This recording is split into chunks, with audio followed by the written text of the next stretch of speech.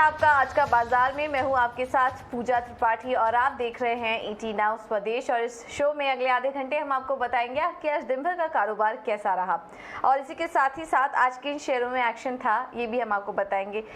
लेकिन सबसे पहले शुरुआत कर लेते हैं अभी तक के मार्केट से, किस तरह का एक्शन आज बाजार में देखने को मिला। आज वीकली एक्सपायरी भी थी और उसके पहले और उस दिन देखिए कि निचले स्तरों से अच्छी रिकवरी के साथ बाजार में क्लोजिंग हुई हरे निशान में। निफ्टी करीब 121 अंक ऊपर बंद हुआ। सेंसेक्स में करीब 400 अंकों से ज़्यादा की मजबूती देखी गई और बैंक निफ्टी में भी करीब 140 अंकों की मजबूती थी। तो ये सपोर्ट कहाँ से मिला आज बाजार को, ये समझ लेते हैं। और मानसी हमारे साथ जुड़ चुकी हैं पूरी डिटेल्स के साथ। मानसी बताइए आज दिन भर कैसा रहा कारोबार? बिल्कुल, तो यहाँ पर देखिए फर्स्ट हाफ में बाजार में कमजोरी जब नजर आई तो यही अनुमान लगाकर चल रहे थे कि 3 ट्रेडिंग सेशन की जो कमजोरी है वही आज भी देखने को मिलेगी। लेकिन सेकंड हाफ तक क्या कह सकते बाजार ने इस तरह अपने आप को संभाला कि क्या कहें। और सबसे ज्यादा कह सकते बाजार का हीरो आज जो साबित होता हुआ दिखा रिलायंस, क्योंकि लास्ट मोमेंट तक रिलायंस में जो अच्छे खासे मूव्स नजर आए और 2 से 3.5 के बीच जो रिलायंस ने जो अप मूव्स दिखाए सिर्फ 1.5 घंटे में शानदार बढ़त के साथ स्टॉक में हमने ट्रेड देखा। अगर निफ्टी की बात करेंगे 16,500 के बिल्कुल करीब क्लोज होता हुआ दिखा। आज का हाई जो था 16,492, उसके ठीक नजदीक 16,478 के पास यहां पर क्लोजिंग नजर आई। तो क्लियरली अच्छे लेवल्स पे बाजार ने क्लोजिंग दिखाई। लिकर स्टॉक्स आज फोकस में रहे। रेडिको खैतान, यूएसएल, यूबीएल जैसे स्टॉक्स में अच्छे मोमेंटम के साथ कामकाज नजर आया, क्योंकि लिकर प्राइसेस में गिरावट के अनुमान पंजाब में पर्टिकुलरली खबरें आती हुई दिखी कि 30 से 40% की गिरावट नजर आ सकती है, जिसका एक इंपैक्ट था जो लिकर स्टॉक्स में दिखा। आज हम यही कह रहे थे दारू, दवा और डायग्नोस्टिक स्पेस हैं जो कि लगातार फोकस में है। लिकर की तो हमने बात की, लेकिन फार्मा स्पेस और डायग्नोस्टिक स्पेस में भी अच्छी तेजी के बीच कामकाज दिखा, चाहे फिर बायोकॉन हो, डॉक्टर रेड्डीज, टोरेंट फार्मा, सन फार्मा, थायरोकेयर जैसे तमाम स्टॉक्स में अच्छी तेजी के बीच दिन भर कामकाज देखने को मिला। एनर्जी स्पेस को भी विजिट करना चाहिए, क्योंकि आईओसी, एचपीसीएल, बीपीसीएल जैसे स्टॉक्स जो कि परफॉर्म नहीं कर पाए, एक ट्रेंड चेंज साबित होता हुआ नजर आ रहा है। और जब रिफाइनिंग स्टॉक्स में एक ट्रेंड चेंज हो रहा था तब भी हमने आपको डायरेक्ट किया था और अब एनर्जी स्पेस पर भी हम डायरेक्शन दे रहे हैं। तो हो सकता है कि आने वाले दिनों में यहाँ पर भी एक ट्रेंड चेंज बनता हुआ दिखे। लाइफ इंश्योरेंस स्पेस में फोकस था। एफएमसीजी अच्छा कर रहा था। आईटी स्पेस में तेजी थी। Sector specific IT, FMCG, pharma और निजी बैंक क्षेत्र थे और यहाँ पर अच्छी बढ़त के बीच कामकाज। तो शुरुआत कमजोर जरूर हुई, लेकिन बाजार ने अपने आप को बेहतरीन तरीके से संभाला। बिल्कुल, तो कमजोर शुरुआत थी, लेकिन आखिर में अच्छे पॉजिटिव नोट पर बाजार की क्लोजिंग देखने को मिली। बहुत बहुत शुक्रिया मानसी सारी जानकारी देने के लिए। चलिए आगे बढ़ते हैं। और आज दिन भर किन मार्केट एक्सपर्ट से हमारी बात हुई, कौन से बड़े मैनेजमेंट हमारे साथ जुड़े, एक एक करके आपको वो भी बता देते हैं। और इस बीच जियोपॉलिटिकल टेंशन खत्म होने पर ही क्रूड की कीमतें नीचे आएंगी, ये कहना है क्रेडिट स्विस वेल्थ के जितेंद्र गोहिल का। उन्होंने हमसे खास बातचीत में कहा कि कच्चे तेल की चाल पर न्यूट्रल नजरिया है। उनके मुताबिक बड़ी कंपनियों के एंट्री कैपेक्स ऐलान से सीमेंट सेक्टर आकर्षक हो गया है। आइए आपको सुनवा देते हैं उन्होंने क्या कहा। सप्लाई काफी हद तक कंट्रोल्ड है और डिमांड काफी हद तक इनइलास्टिक है। और जो पास्ट में जो because of green energy push बहुत सारी कंपनी ने अपना एक्सप्लोरेशन बजट कट किया था। सो जब अब ऑयल प्राइस इतना ज्यादा बढ़ रहा है, वो सप्लाई रिस्पॉन्स नहीं आ पा रहा, बिकॉज इन्वेस्टमेंट काफी हद तक रुक गया था और काफी हद तक कट हो चुका था ग्लोबली। सो इसके वजह से अभी जो हमें स्पाइक दिखने मिल रहा है, हम नहीं देख पा रहे हैं कि सप्लाई रिस्पॉन्स बहुत जल्दी आएगा। बट ऑयल ऐसी कमोडिटी है कि अगर जियोपॉलिटिकल टेंशंस अबेट होते हैं तो फिर definitely oil will correct. But in case अगर वो नहीं होता है, सो ऑयल प्राइसेस में starts to move even higher from here. इसलिए थोड़ा बहुत कॉशियस मूड बना रहता है। और इंडिया के लिए तो ये और भी ज्यादा क्रिटिकल है। हमारा 80-90 बिलियन डॉलर का बिल अभी और भी बढ़ रहा है 100 बिलियन डॉलर के ऊपर। सो आई फील दैट ऑयल को प्रेडिक्ट करना बहुत मुश्किल है। तो हमारा हाउस व्यू है कि ऑयल यहाँ से थोड़ा एलिवेटेड रहेगा, बट हम नहीं सोच रहे हैं क्या वो 140-150 तक पहुंचेगा। ये हमारा हाउस व्यू है। सीमेंट एक बहुत ही इंटरेस्टिंग सेक्टर अभी है एनालाइज करने के पर्सपेक्टिव से। एक तो अभी वहाँ पे कंपटीशन बढ़ी है, बड़े प्लेयर्स ने एंट्री किया है और केपेक्स अनाउंसमेंट भी हुए हैं। और ऑन द अदर हैंड अभी हम मॉनसून की तरफ जा रहे हैं, जहाँ पे call it as a slack season, जहाँ पे मानसून में सीमेंट की डिमांड जनरली कम रहती है। तो हम नियर टर्म में डेफिनेटली एक प्रेशर बना रहा है सीमेंट पे। दूसरा, अगर हम वैल्यूएशन की बात करें, सीमेंट सेक्टर ग्लोबली इंडिया में सबसे ज्यादा एक्सपेंसिव है, बिकॉज इंडिया का जो ग्रोथ है वो ज्यादा है compare to the global market. एक कमोडिटी है जो बहुत ज्यादा कुछ टेक्नोलॉजी चाहिए नहीं होती, अगर नए प्लांट है तो आपका कॉस्ट नीचे रहेगा, but overall it's a commodity business, और इसमें इंडिया का वैल्यूएशन बहुत ही ज्यादा है compare to the global cement companies. And अभी जो डील हुई है उसके वजह से जो सीमेंट की वैल्यूएशन है वो हमें लगता है अभी कैप हो गई है, और इसकी वजह से हमें लगता है कि अभी यहाँ सेक्टर पे और भी कंसोलिडेशन होगा।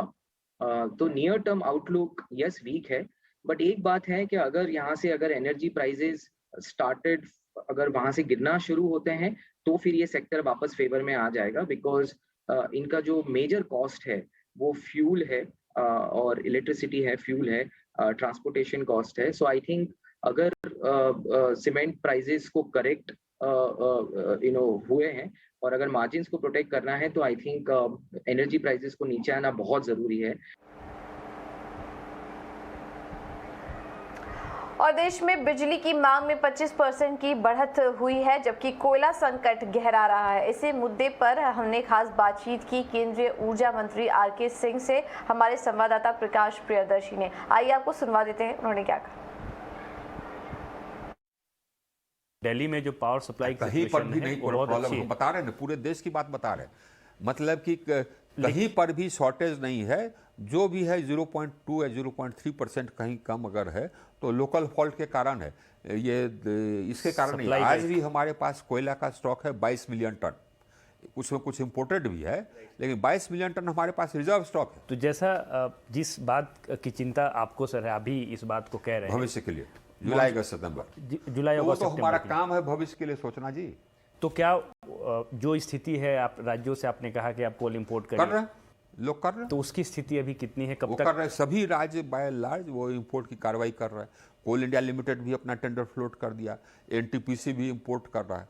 हमारा देखिए, जैसे पहले होता था 20-25 मिलियन टन, उतना इंपोर्ट हो जाएगा ब्लेंडिंग के लिए, बात खत्म हो गई। कुछ हमारा जो ये रिक्वायरमेंट है जुलाई अगस्त सितंबर का बीट हो जाएगा। कुछ राज्यों से सर मैं बात कर रहा था, उनके डिस्कॉम्स के जो हेड हैं, जैसे राजस्थान से, पंजाब से, वो कह रहे थे कि हमारी फिजिकल स्थिति अभी उतनी नहीं है कि हम 10% या उससे ज़्यादा कोल इंपोर्ट कर पाए, हम 4% तक कर सकते हैं।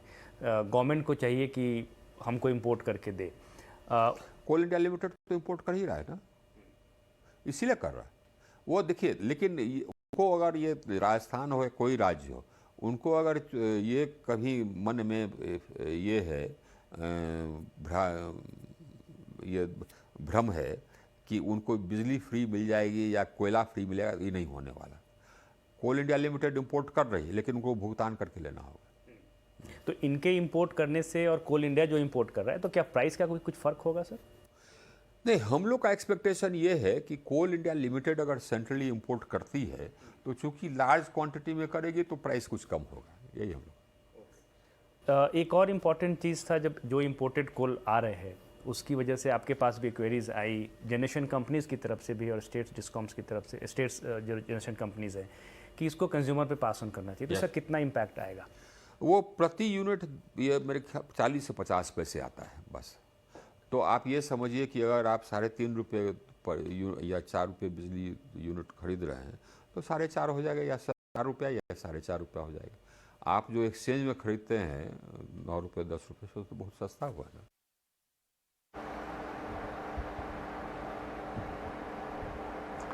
बिल्कुल। तो चलिए, ये तो थे पावर मिनिस्टर। दिल्ली में देश में जो पावर की किल्लत चल रही है उसको लेकर बात करते हुए, और इसके अलावा और भी काफ़ी इम्पोर्टेंट चीज़ें इस इंटरव्यू के दौरान यहाँ पर सामने निकल कर आई हैं। लेकिन चलिए अब कुछ स्टॉक स्पेसिफिक एक्शन पर भी बात कर लेते हैं। और आज फोकस में था IEX का शेयर, जिसमें कि 4 से 4.5% की मजबूती देखने को मिली है। इसके पीछे की वजह क्या थी ये भी समझ लेते हैं। सौमित हमारे साथ जुड़ चुके हैं पूरी जानकारी लेकर। सौमित बताइए, आज IEX के शेयर में तेजी क्यों थी?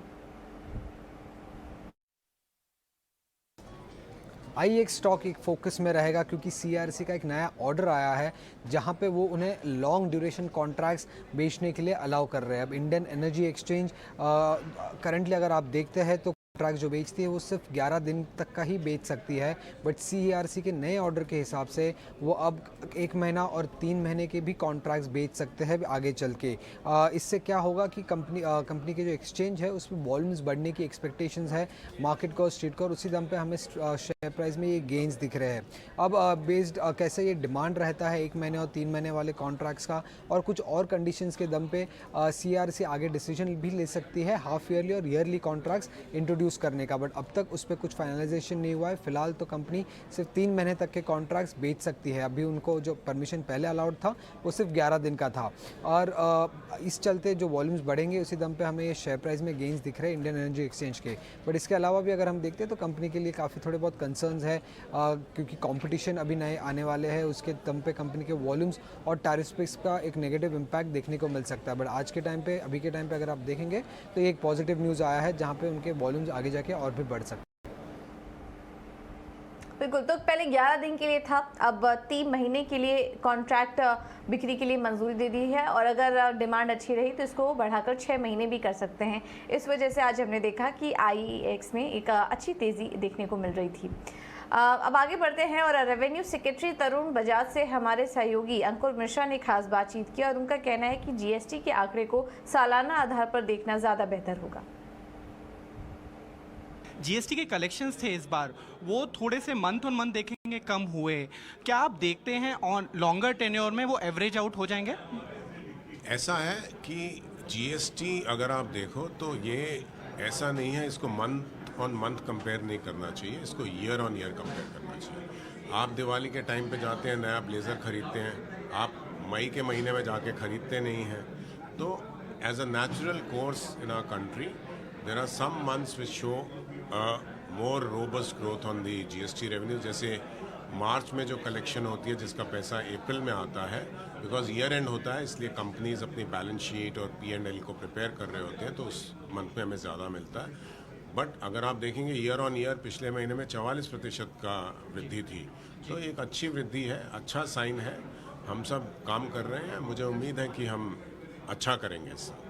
जी, मेरा आखिरी सवाल सर आपसे ये रहेगा कि आपने बताया कि पिछले साल जो आपकी एक्सपेक्टेशन थी उससे ज़्यादा प्रदर्शन रहा अगर टैक्स कलेक्शंस की बात करें। इस बार जैसे आपने मेंशन किया कि कुछ सरकार को जो परिस्थितियां हैं उसके हिसाब से कुछ पैसा देना पड़ा, तो अब जो आप देखते हैं कि जो रिकवरी होगी वो किस बेसिस पे होगी और कहां से होगी? Recovery in revenues, recovery in revenues as well as economic recovery.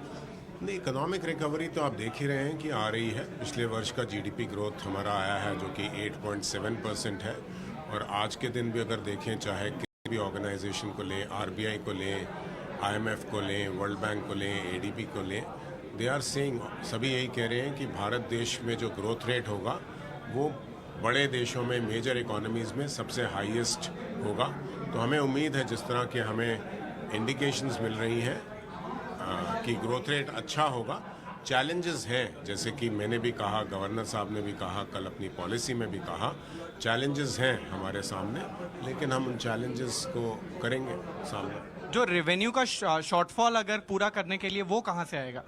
नहीं, रेवेन्यू का अगर जो बजटेड एस्टीमेट्स अगर लें तो मेरे ऑफिसर्स यहाँ खड़े हैं, बजटेड एस्टीमेट से तो हम ज़्यादा ही करेंगे, उसमें तो मुझे कोई शंका नहीं है आज के दिन भी, जबकि मेरे पास जून के फिगर्स भी नहीं हैं।